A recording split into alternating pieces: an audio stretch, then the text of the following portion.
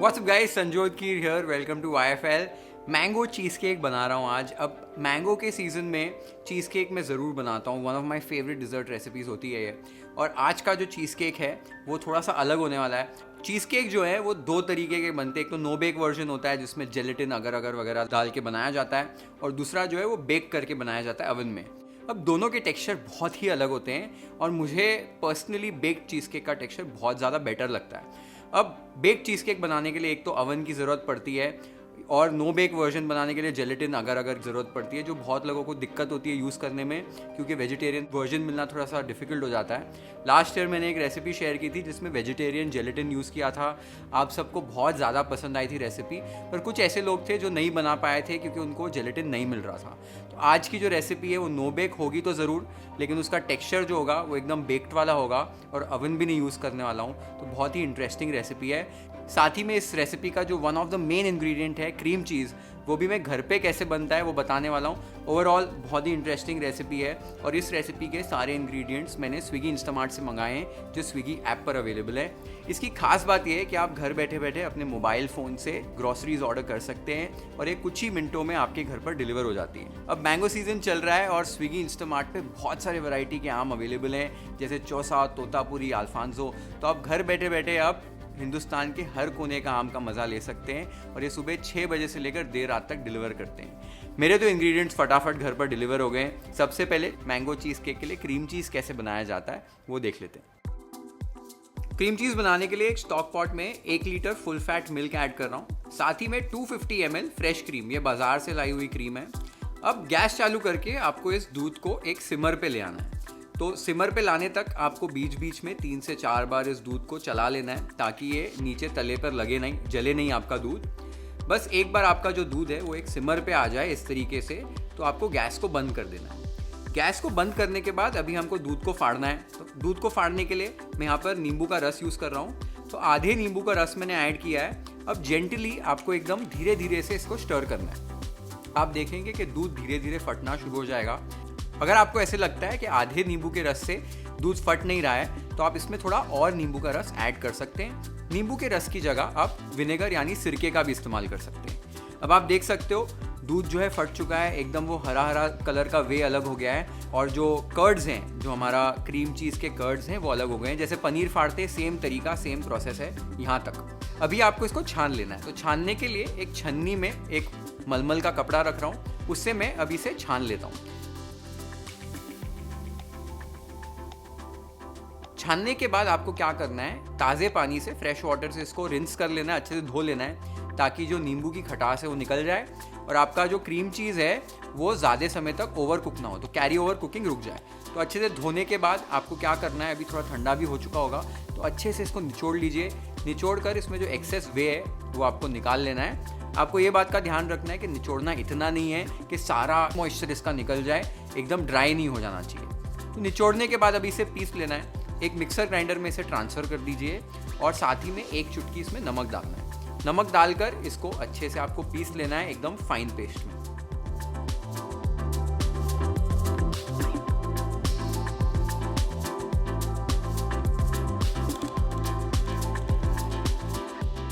अभी आप देख सकते हो मैंने क्रीम चीज़ को एकदम फाइन तरीके से पीस लिया है। अभी इसे एक बोल में ट्रांसफ़र कर लीजिए। बोल में ट्रांसफ़र करने के बाद आप देख सकते हो कितना स्मूथ और एकदम क्रीमी क्रीम चीज़ हमारा बना है। अभी इस क्रीम चीज़ को आपको बस फ्रिज में रख देना है 10 से 15 मिनट के लिए ठंडा होने के लिए, फिर आप इसे यूज़ कर सकते हैं। तो क्रीम चीज़ हमारा रेडी हो गया है, और आपने देखा होगा कितना आसान है क्रीम चीज़ को बनाना। अब कई लोग ये कहेंगे यार पनीर को ही पीस लेते हैं, क्रीम चीज़ बन जाएगा। ऐसा नहीं है। क्या होता है, जो हमने क्रीम ऐड की है इससे फैट परसेंटेज जो है वो बहुत बढ़ जाता है दूध के अंदर। वो फैट परसेंटेज बढ़ने की वजह से जो क्रीम चीज़ बनता है, जो हमने ग्राइंड किया है, वो बहुत रिच और क्रीमी बनता है, उसमें फ़ैट काफ़ी होता है। तो ये प्रोसेस होता है कमर्शियली जब भी बनाते हैं, तो उसमें फ़ैट परसेंटेज कम ज़्यादा करते हैं टाइप ऑफ क्रीम चीज़ बनाने के लिए, और ये थोड़े अलग वे से बनता है। घर पे हम बना रहे हैं इसलिए हम इसमें ऐसे अलग से फ्रेश क्रीम मिला रहे हैं। अब फ्रेश क्रीम अगर नहीं मिलाना चाहते हो तो क्या कर सकते हैं, पीसते समय आप इसके अंदर बटर या ऑलिव ऑयल डाल सकते हैं। 2 से 3 चम्मच ऐड कर दीजिए और फिर ग्राइंड कीजिए, तो फैट परसेंटेज थोड़ा सा बढ़ जाएगा और क्रीम चीज़ हल्का सा आपको क्रीमी और रिच लगेगा। बेस्ट तरीका जो मैंने आपको बताया, अगर फ्रेश क्रीम ऐड कर सकते हैं तो कर दीजिए, एकदम परफेक्ट बाजार जैसा ही क्रीम चीज़ बनेगा। इस क्रीम चीज़ को आप सिर्फ चीज़ केक बनाने के लिए ही नहीं, बाकी जहाँ भी क्रीम चीज़ यूज़ होता है एज एन इंग्रेडिएंट वहाँ पर यूज़ कर सकते हो। सेम रिजल्ट्स आपको हमेशा मिलेंगे। काफ़ी कॉस्ट इफेक्टिव भी होता है घर पे बनाना, लगभग 1/3 कॉस्ट हो जाती है बाज़ार से अगर कंपेयर करोगे तो इस तरीके से आप क्रीम चीज़ आसानी से बना सकते हो। आज जो मैंने क्वांटिटीज़ यूज़ की हैं, 1 लीटर दूध साथ में 250 ml क्रीम, इससे 300 ग्राम लगभग क्रीम चीज़ बन जाता है, जो हमारी रेसिपी के लिए आज परफेक्ट है। अगर थोड़ा ज़्यादा बनाना चाहते हो तो 1.5 लीटर में भी 250 ml क्रीम डाल सकते हो, उससे लगभग 400 ग्राम जो है आपका क्रीम चीज़ बन जाएगा। तो ये क्वांटिटी, ये रेशियो आपको याद रखना है। थोड़ी सी ज़्यादा भी दूध यूज़ कर सकते हो, it depends on how rich you want to make the cream cheese. 1 litre में 250 ml से काफ़ी रिच क्रीम चीज़ बन जाता है। तो क्रीम चीज़ रेडी हो गया है, इसको सेट करने मैंने रख दिया था। नेक्स्ट प्रोसेस ये है कि हमें जो चीज़ केक का बेस है वो तैयार करना है, जो बिस्किट वाला एकदम टेस्टी बेस होता है उसको तैयार कर लेते हैं। तो यहाँ पर एक चॉपर में 140 ग्राम्स बिस्किट ऐड कर रहा हूँ। मैंने ग्लूकोज बिस्किट यूज़ किए हैं, आप क्रैकर बिस्किट्स भी यूज़ कर सकते हैं जो ट्रेडिशनली यूज़ किए जाते हैं चीज़ केक बनाने के लिए।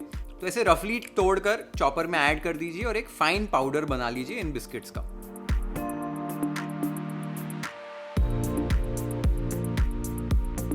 तो आप देख सकते हो बिस्किट्स को मैंने पाउडर कर लिया है, इस तरीके का टेक्सचर होना चाहिए।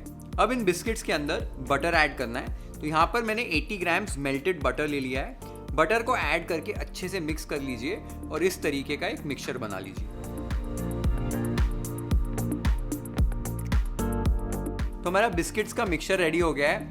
आज मैंने चॉपर का इस्तेमाल किया है पीसने के लिए बिस्किट्स को।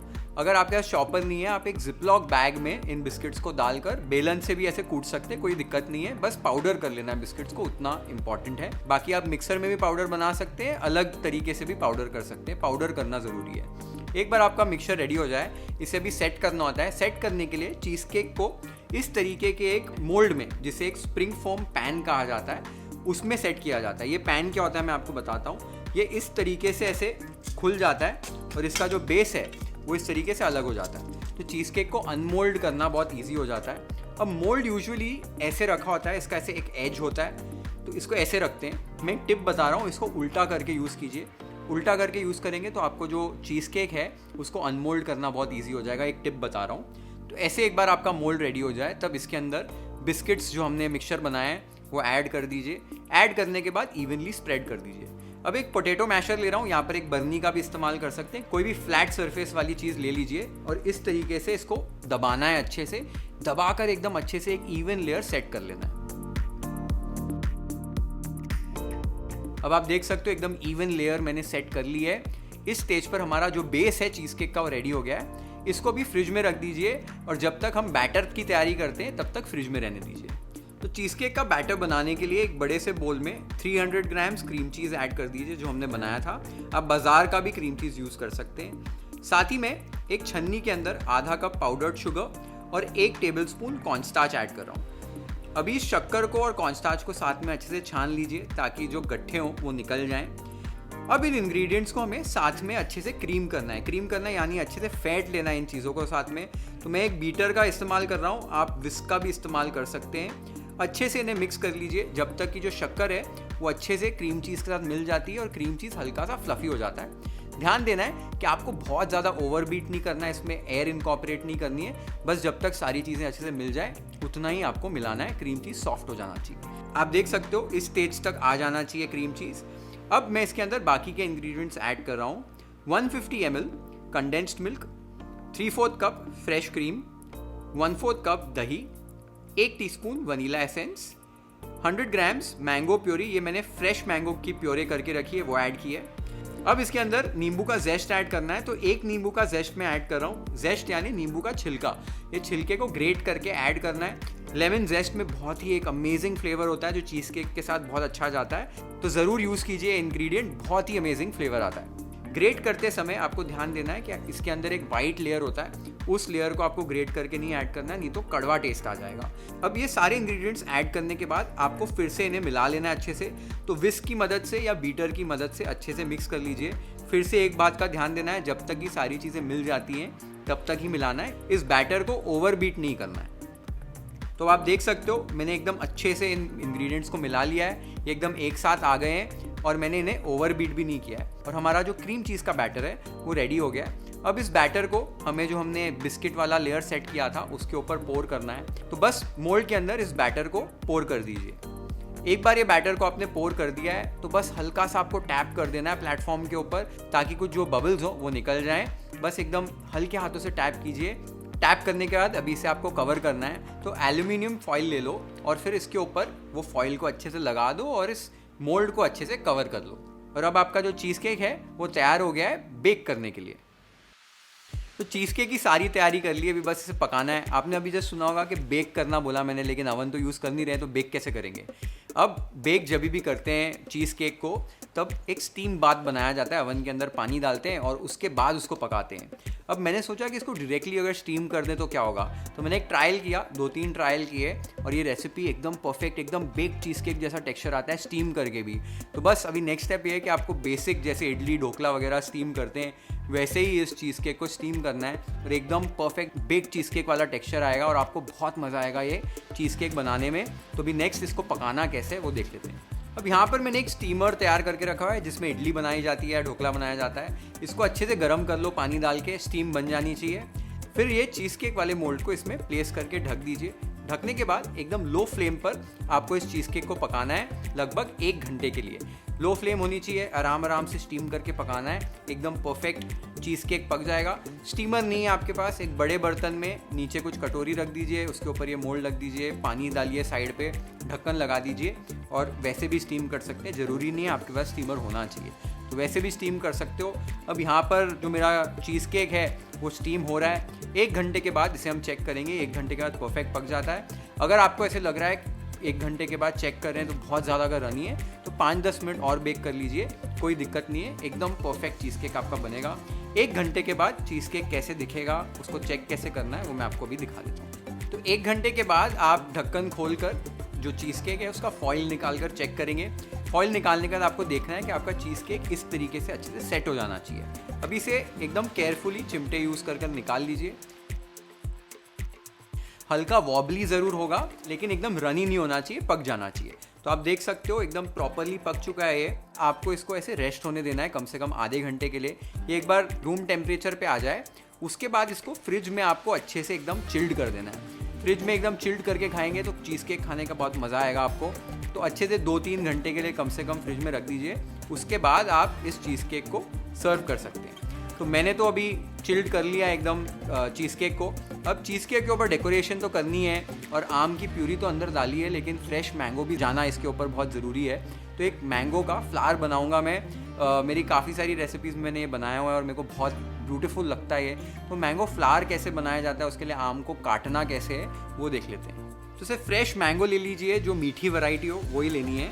उसके बाद गुठली के बाजू में ऐसे 2 कट्स बना के आपको 2 साइड्स जो हैं आम के ऐसे कट कर लेने हैं। अब एक चम्मच ले लीजिए, चम्मच लेकर एकदम केयरफुली एकदम स्किन के पास से ये आम के फ्लैश को ऐसे स्कूप आउट कर लीजिए। तो ऐसा आपको आम मिल जाएगा। इसके बाद इसे ऐसे प्लेस करके आपको एकदम पतले पतले स्लाइसेस में कट करना है। तो आप देख सकते हो मैं किस तरीके से कट कर रहा हूँ, इसी तरीके से एकदम पतले पतले स्लाइसेस कट कीजिए। और अब आप देख सकते हो हमें इस तरीके के मैंगो स्लाइसेस मिल जाएंगे। अब ये मैंगो स्लाइसेस यूज़ करके हमें चीज़ केक के ऊपर एक फ्लावर बनाना है। वो कैसे बनाया जाता है वो देखते हैं और साथ ही में हमारे चीज़ केक को अनमोल्ड कर लेते हैं।